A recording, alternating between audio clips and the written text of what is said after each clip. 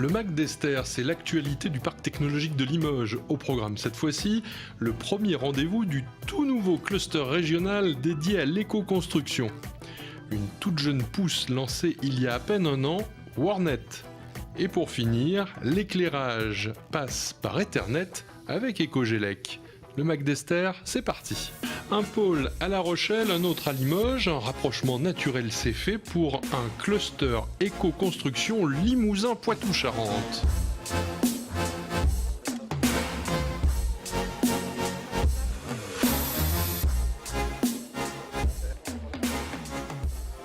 Alors le cluster Éco-Habitat, Limousin maintenant, Limousin-Poitou-Charentes à partir d'aujourd'hui, s'adresse à toutes les entreprises qui travaillent dans l'acte de construire, maître d'œuvre, mais entreprises du bâtiment.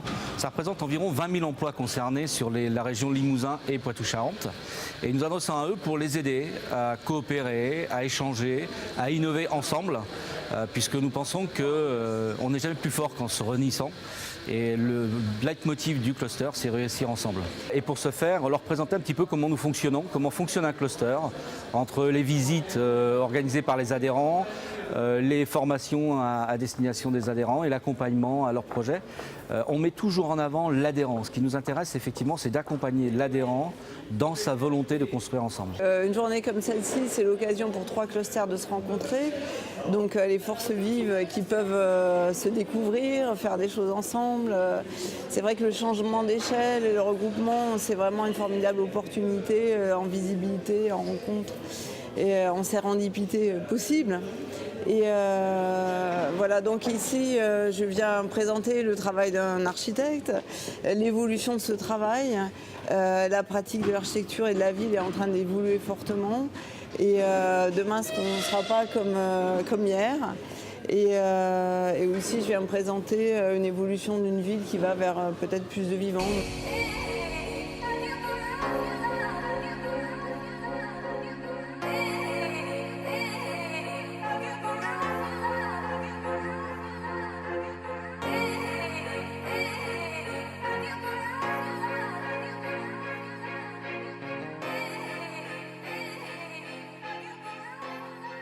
La norme, tout d'abord, peut-être trop de normes et trop encadrées, donc ce qui fait finalement des logements et des bâtiments peut-être trop chers par rapport à l'état actuel de l'économie. Peut-être qu'il faudrait mieux loger tout le monde avec moins de normes et moins cher, donc c'est une première chose. Dans les projets récents qu'on voit apparaître aujourd'hui, on voit qu'il y a un recentrage sur l'humain et sur l'usage. On voit apparaître des projets beaucoup plus participatifs avec une réflexion sur l'espace intermédiaire, sur la participation des gens et la rencontre des publics dans ces espaces intermédiaires aussi, avec des pratiques nouvelles, l'agriculture urbaine, les jardins partagés, les espaces coworking, co-living, etc. Et ça va entraîner une autre vision de la ville et du logement, parce qu'aussi le logement est en train d'évoluer, on va y travailler demain avec le travail à la maison, et donc tout ça est en train de bouger.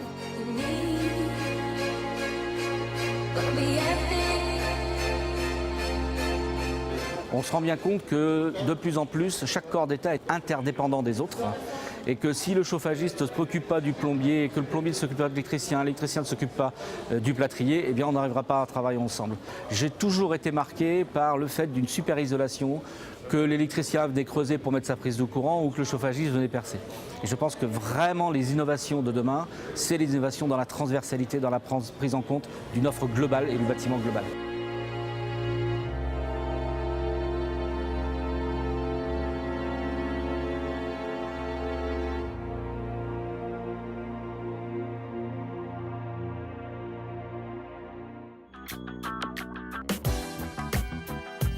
Warnet, c'est pratiquer éthique et c'est un réseau social made in Limoges.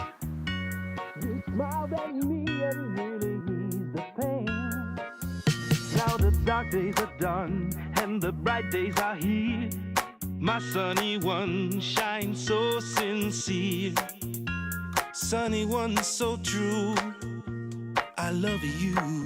On est 4 en fait sur le projet et lors d'une séance de brainstorming, eh bien, on a tout simplement eu cette idée. C'était pendant nos études parce que pendant un an en fait on a travaillé sur le projet On ne voulait pas se lancer face à des concurrents comme ça sans avoir une certitude de pouvoir avoir un impact sur eux.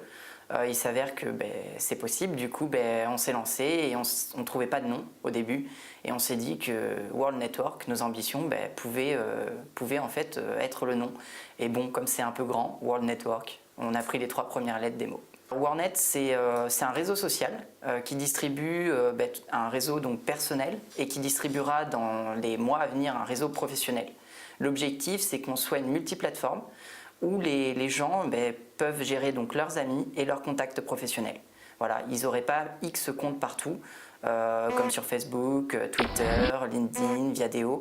Ils auraient 2 profils, mais sur un site. Sunny. Yesterday my life was filled with rain. Sunny. Et aussi, on a aussi un petit plus, c'est qu'on protège la vie privée. Pour nous, c'est très important.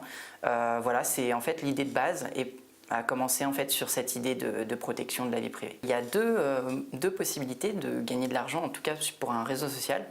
C'est donc la publicité ciblée et aussi c'est le traitement des données, c'est le big data. On peut revendre, alors tous ne le font pas, mais on peut revendre les bases de données. Et notre objectif, c'est de traiter nous-mêmes les profils de nos utilisateurs, de leur distribuer de la publicité qui soit pertinente. C'est important pour nous qu'ils aient quelque chose en fait de ciblé qui corresponde à leurs besoins. Et à ce moment-là, tout simplement, l'utilisateur, selon nos études de marché, est capable en fait d'accepter la publicité tant qu'elle est pertinente à ses yeux. Donc l'éthique, ça va être un travail de longue haleine, ça va être du long terme, travailler nos utilisateurs pour qu'ils viennent justement qui viennent sur le site aussi pour l'éthique. Et on développe des outils par rapport à ça. Bon, pour l'instant, je ne peux pas trop en dire, mais voilà, on a un outil qui potentiellement serait intéressant. La sortie est prévue pour ? La sortie de l'outil, on va dire, du profil professionnel, normalement fin 2016. Il est possible qu'on déborde sur 2017, ça dépendra des services qu'on va distribuer là dans les mois à venir.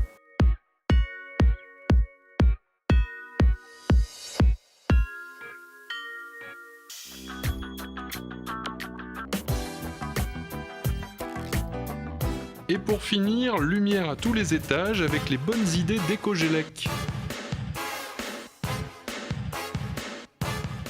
À l'origine, Ecogélec est une entreprise spécialisée dans l'énergie photovoltaïque. Elle s'est repositionnée sur la gestion de l'énergie et des données et développe une technologie de distribution par le réseau Ethernet vers des luminaires LED. On s'est rendu compte qu'il y avait une évolution dans l'architecture des bâtiments et notamment une évolution au niveau de la structure du réseau télécom. L'apparition du très haut débit et de la fibre optique dans le bâtiment a amené les concepteurs de bâtiments modernes, principalement dans le tertiaire, à concevoir ce qu'on appelle des anneaux télécoms en fibre optique.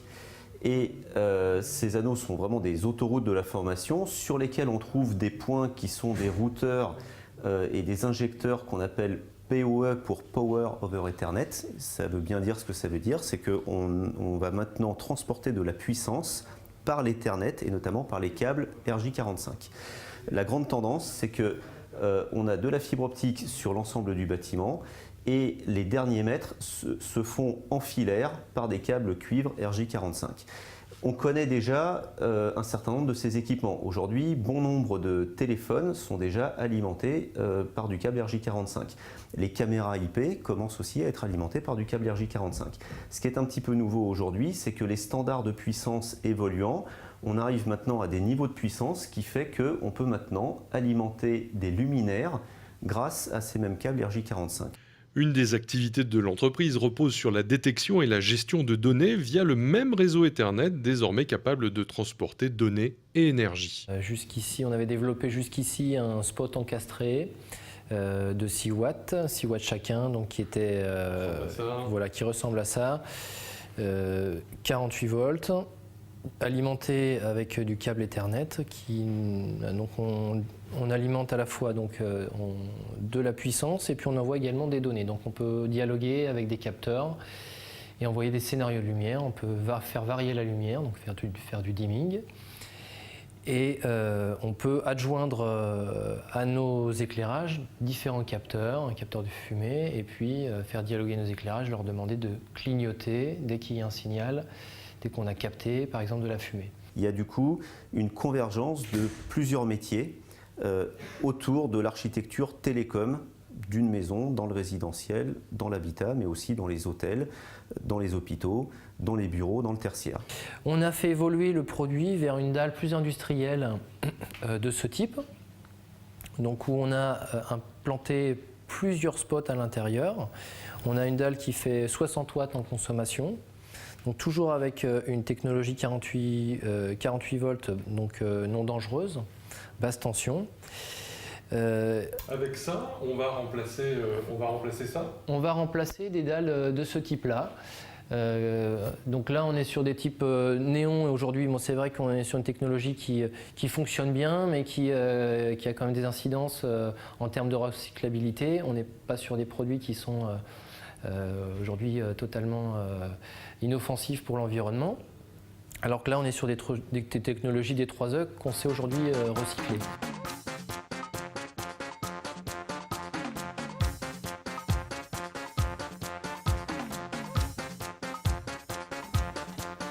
Avec ces pilotes testés et éprouvés, l'entreprise est actuellement en préparation du passage en production de série, tout en gardant l'objectif de répondre au cas par cas. C'est quelque chose de très crucial pour nous, parce que ça fait 2 ans qu'on travaille sur l'éclairage. On est aujourd'hui positionné avec une brique technologique qui gère de l'éclairage sur du Power over Ethernet. C'est prêt dès maintenant, on a des protos qui tournent et on cherche des partenariats industriels pour déployer ces technologies sur le marché qui les attend dès aujourd'hui. Aujourd'hui, on le finance en fonds propres. On espère trouver assez rapidement des partenaires qui s'adossent à nous et qui nous donnent aussi un certain accès au marché.